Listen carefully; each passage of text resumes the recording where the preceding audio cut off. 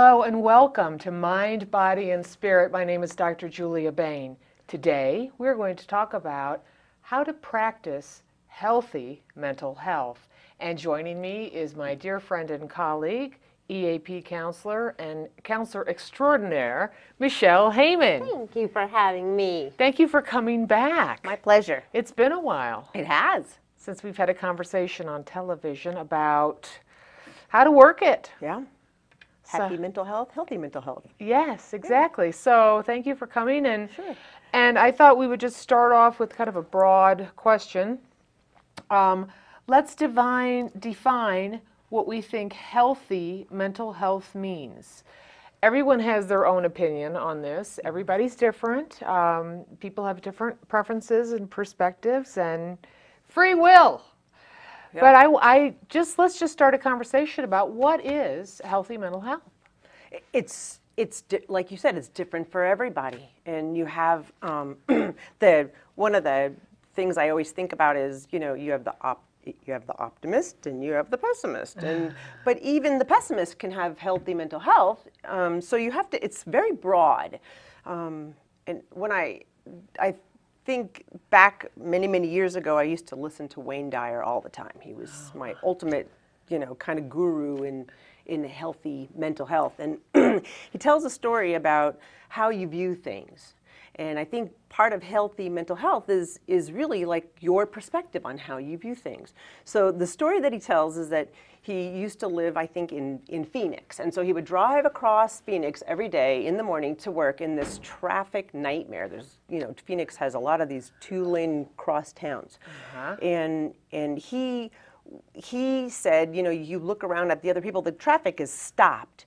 And people are in their car and they're mad and they're like this. And he said, why would you take that opportunity and look at it as stressful and miserable and awful, or if not, you think about it in a different way, how you view it differently, and think about it sort of as, what can I do with this time that I have while I'm in my car? So he would put on tapes, books on tape, learn different languages. Like, he would utilize that same traffic jam that everybody else was stressing in, but view it as a time to do something good for himself. So when I think of healthy mental health, I think about it's how you're viewing what you're doing. Okay. Make sense? Great story.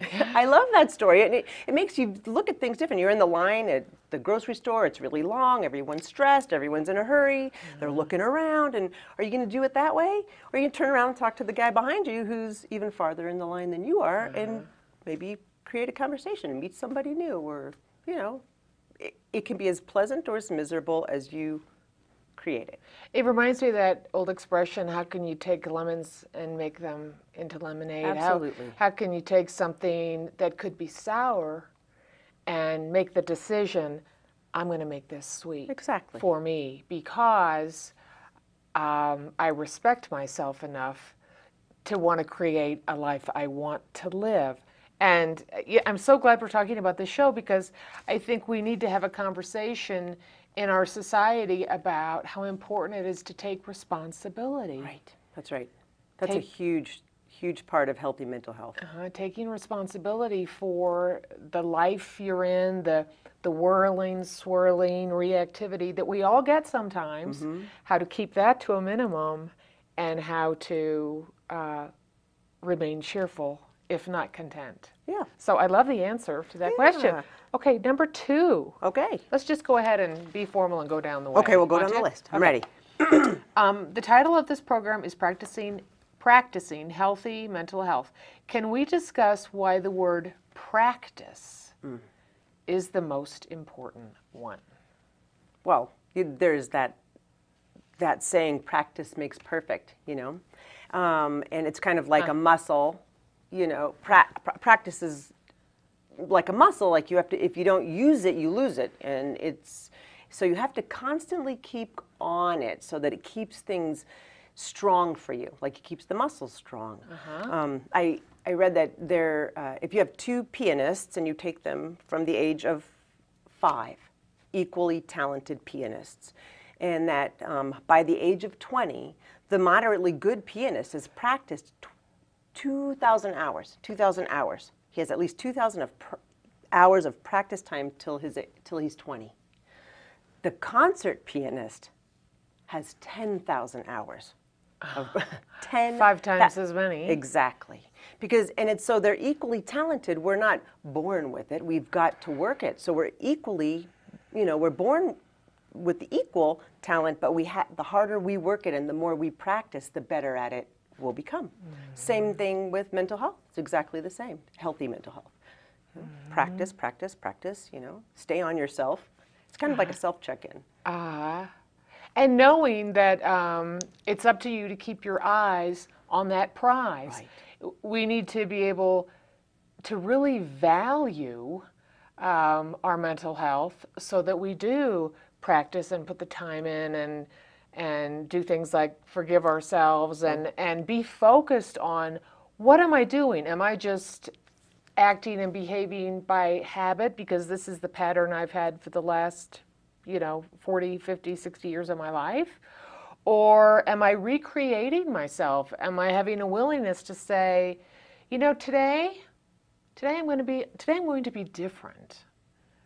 However different looks for you. You can swing your feet out of the bed every single day and put them on the ground, right? Every day, out of the bed, on the ground. And before you put your feet on the ground, you make a decision right there. What kind of day am I going to have today? And I like that. Swing them around before they touch. It's going to be a good day. Swing them around before they touch. It's going to be an awful day. Either way, you're going to be right. You pick it. You pick it. Oh, you're so wise. I love that. It's not wise. It is too wise. It's sort of, I'll never swing my feet off my bed again the same way without thinking about you. I hope you don't. I hope you change that. I hope you change it. I do.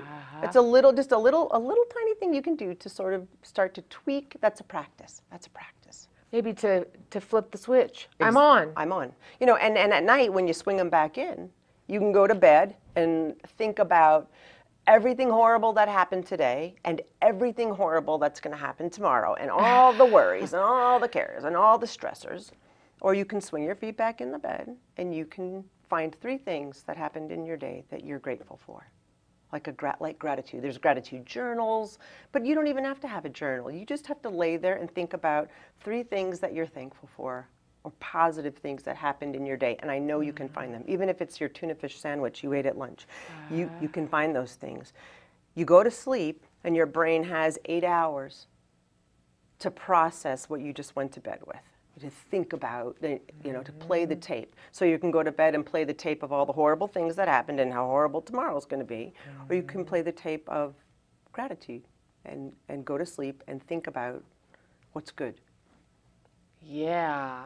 And I also, one thing I like to do is I like to talk with my partner, what was the funniest thing that happened to you today? It's a good way to kind of start the evening and not get into the habit of complaining about work or, poor me or any of that kind of victimization that sometimes we can do. We can. But that we have a tradition. We get home, okay, what's your funniest story of the day? That's great. And it's a wonderful way to set the tone for a relaxing evening. And that's exactly what that going to bed with the gratitude is. It's exactly the same concept. It's you're setting the tone for where you want to be going for the rest of that sleep or that evening. And that's part of practicing. Yes. Yeah, it's part of a practice. Excellent. Perfect. Why is forgiving oneself so important when we repeat unhealthy habits and become immature and or reactive? Forgiving oneself. We are not perfect. That's why we're talking about practice. That's what we're talking. We're not perfect, so we're going to make mistakes. That's a given. It's like, let's just live with it. We're going to make them. We make them. I can probably tell you 3 I made already today. So you're going to make them. But you have that choice. Do you want to hang out mentally in the mistake, going over the mistake and over the mistake and beating yourself up and over the mistake? Or do you want to forgive that mistake so that you can become sort of unstuck and move forward, you know, move away from the mistake. You make it, you forgive yourself, you learn from it, and you go forward. Otherwise, you don't learn from it and you sort of just stay stuck. That's really important. But another piece of forgiving you is if you can't forgive yourself, you can't forgive other people either.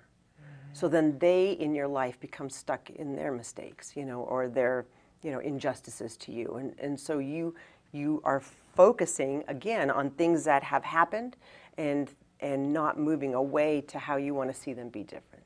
Plus, like we do with other people, and we can do it to ourselves, without forgiveness, we have a tendency to punish. Absolutely. Punish, to become bitter, resentful. Oh, yeah. And it kind of goes down from there. You know, there's no compassion for yourself or other people when you do not forgive. Absolutely.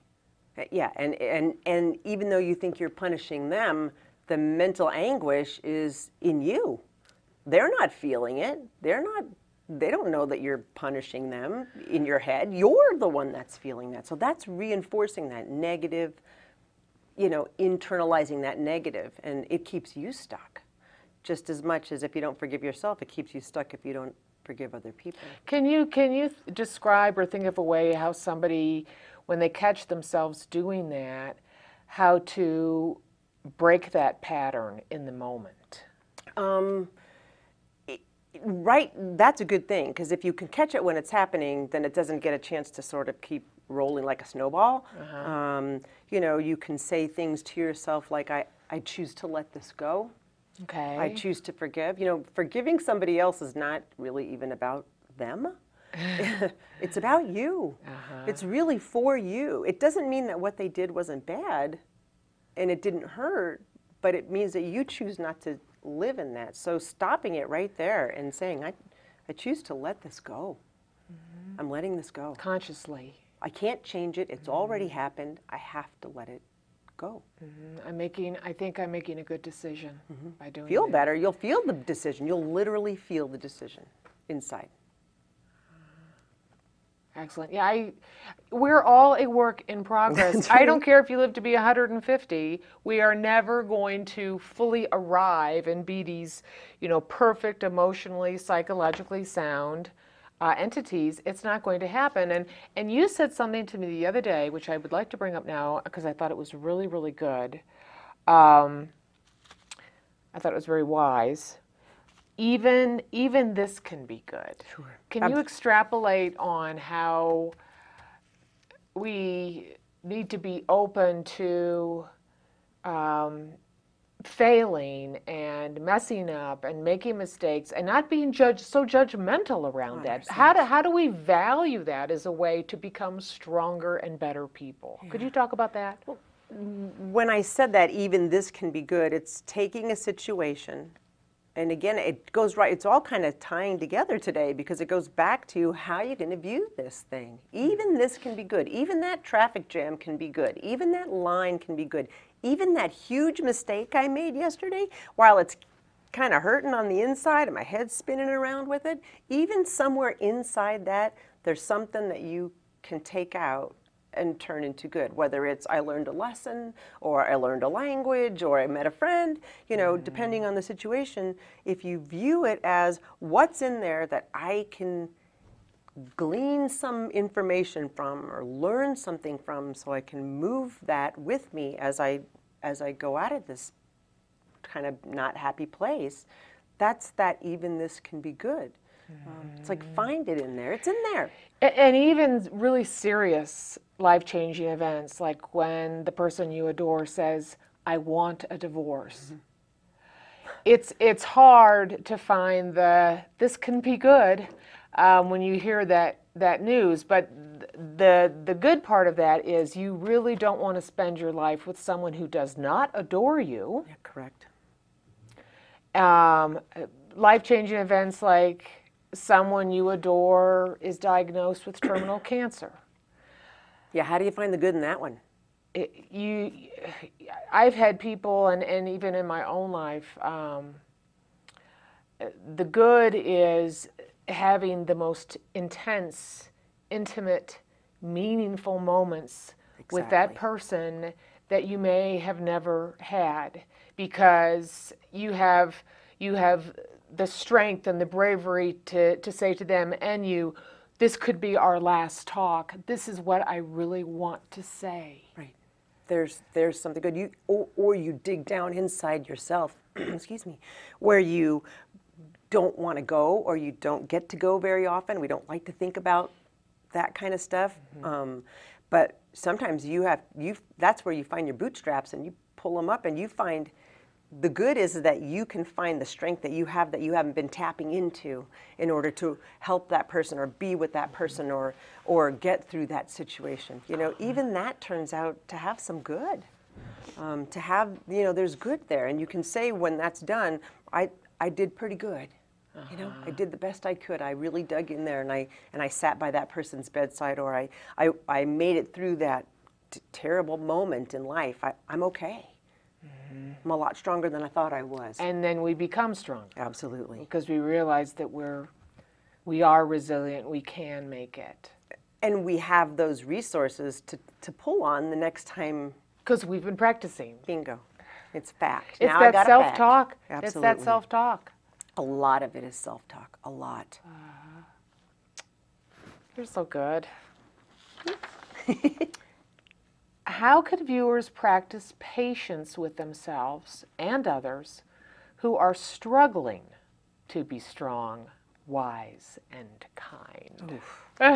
Patience is a big virtue. But you know, again, it sort of is tying together, because if you don't have it, you can't see that in other people. That you can see where other people are struggling, but you have to have patience with them. If they're not having patience, it's sort of a little like a little catch-22 almost. So you tapping into your patience is where you will find it for other people. It's compassion. It's having compassion, you know. When you're teaching a little person to do something new, we don't expect them to do it the way that we do it. We can't expect that. That's patience, but it's also having compassion for them. You're not going to force them. You just have to take your time and let them develop it in their own time. You know, we can't go to work and expect a coworker to have the same level of skills and the same, you know, the same everything that we have, the same ethic, the same morals, the same values. So, but we can sometimes work with that person if we have a little bit of compassion for where they're at and where they're coming from. And remaining calm. That's always better than not. Not being reactive, remaining calm, and enduring someone, you know, because that is patience, calm, endurance. Enduring someone when perhaps they're being annoying, perhaps they're being immature, perhaps they're doing whatever they're doing. You don't have to get hooked. You don't have to be like, I'm taking the bait. Let me get in there with them. Yeah, right. You don't have to get in there with them. Right. You can practice that emotional detachment and say, and have compassion and say, how can I give this person the gift of encouragement, or simply be fully present with them and just listen. And sometimes you feel like you don't have it that day. You're not strong enough that day to do that, and so sometimes you step away. But it's easier, which is okay too. Absolutely, it's easier to step away and regroup and come back than it is to engage in, I want this from you. You know, that really puts a lot of pressure on you to try to change somebody else. You have to treat other people kind of the way that you'd like them to treat you. You're having that day, you'd like that same respect or that same compassion or that same patience. Because we're not changing anyone. Ugh. I think one of the worst places to get stuck is trying to. Exactly. It's a big enough challenge to change our habits and our patterns. Absolutely. And there's no way we're going to be able to do that for anyone else. Oh, I just mentioned 3 important values that can help guide us to healthy mental health. Can we talk about those values and some other ones too? Strong, wise, kind, and don't forget to talk about the slices of the pie. Oh, the pie. I love the pie. So I think of healthy mental health. I think of, you know, what you put in your body and the exercise and the way that you take care of your body is healthy physical health, right? So if you're into healthy, you're going to do exercise, you're going to do something active, you're going to eat well. That's healthy. Same thing with your mental health. You have to put healthy things in and then use it in a healthy way. So I think about self-care, which is huge. I think I'd probably say that word 9,000 times a day. Balance and good habits. And so one of the things I use in sessions is I have people sit down when they're feeling like they're off and something's not right, or they're stuck and they can't get out. I have them sit down and I have them draw a picture of their life as a pie, like draw a big pie circle, and then to make slices of that pie, it's sort of, by the size of them, and write in, this is how much of my pie of my life is self-care. This is how much pie of my life is my partner. This is my spiritual slice. This is my hobbies. This is my work. This is my home. And so in the pie, when the pie is done, generally you can see somewhere in that person's pie, there's a huge slice that's out of balance with all the rest of the slices. I've seen people draw a line down the middle and say, this is work and this is school. Or this is work and this is my kids. And I'm saying, whoa, where's the sliver, even the little sliver where's your self-care? Where's your hobbies? Where's your creativity? Where's your spiritual connectedness? There isn't even a slice in there. So we get to look at that. What a good exercise. It's great. You can do this at home. Yes, you can. Yeah, and you can check in and do it again and again. Because the next piece of it is that you have them draw a pie of how they think they'd like it to look. Because this is part of what's happening, but where do we want to go? And so the work what's slice. The prize? What's the prize? That's right. What's the goal? And so this gives you a little goal. And then you kind of work towards adding some of those slices in. Where's your self-care? What do you do for yourself? You got your kids and you got your work. Where's you? And no slice for you means you're no really slicey anywhere else. It's not so good. And you can always go back and revisit it and say, I'm off balance again, let me draw the pie. Does it look like the one I wanted it to look like? So you can always go back a month later, a week later, a year later, and redo that balance, that pie of balance.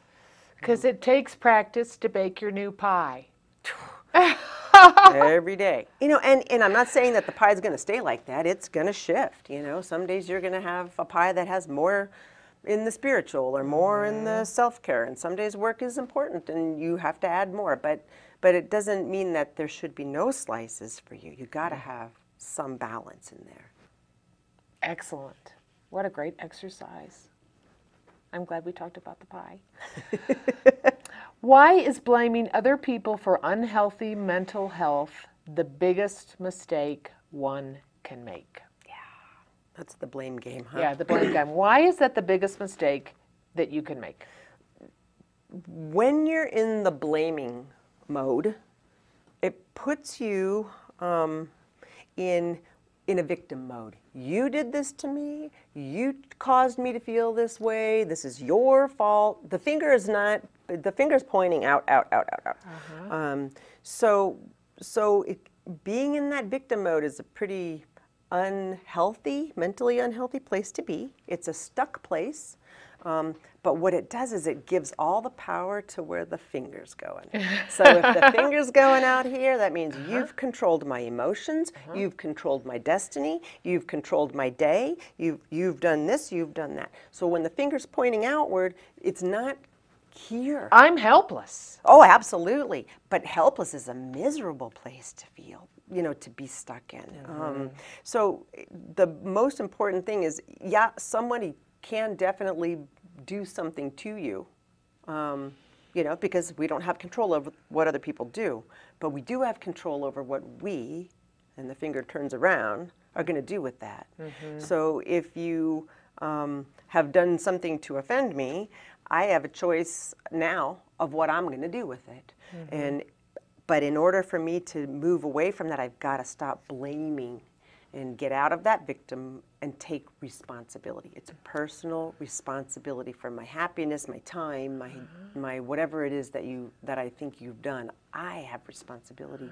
So I'm taking responsibility, turns that in Excellent. instead of out. I like this. My little finger. Yeah, you have all the power. There's the finger. You have all the power. Well, okay, I have all the power. Hi. Yeah, but you have all the power, and when you really fully believe that with your whole spirit, you feel really strong. It's very strong. It's and this is a tough world, and life is a challenging place to be. Mm-hmm. And I think the goal is to be able to feel as strong as possible. And that being said, we are down to like, I don't know, 3 minutes. Can you believe how fast? We do this well. I know, we do this well. We burn this 30 minutes really well. I know, we're going to have to do this a lot sooner than, I think it's been a year since the last time you were on my show. But, yeah. So when is it a good time to consider consulting with a counselor, and what are your final words of wisdom? I think it's a good time, you know, it's the same good time, it's always the same. When you have gotten to this place where your pie is unbalanced, your perspective is finger pointing out, negative in, you lay down in your bed at night, you can't find the 3 good things that have happened today, you roll your feet over to the edge of the bed to get up in the morning, and you can't say this is going to be a good day. Mm-hmm. It's probably a good time to check in with somebody who can kind of get you back on track. And, you know, sometimes that's a friend, but sometimes that's a counselor, you know, and that's what we're here for. It doesn't have to be a life-shattering event to see a counselor. Sometimes it's just to get the balance back. You know, call it a little tune-up. You know, someone that can say, hey, let's make a pie. And let's make it sweet. Let's make a better pie. Let's not have too much sour and salt in it. No, a little bit of sugar, just a little. You're incredible. Are those your final words of wisdom? I think so. You are so dear and so wonderful. Thank you so much. Thank you for having me back on here again. It's always a pleasure. Will you come back and we could talk some more? Yeah. And encourage people to be happy and well? And healthy mental health? And healthy and practicing. Practice. Right. Okay, so you and I will practice until next time. Very good. And keep practicing. We are all a work in progress. Remember to always forgive yourself so that you can move on. Be strong and be brave. This is Dr. Julia Bain. Until next time, be happy and be well.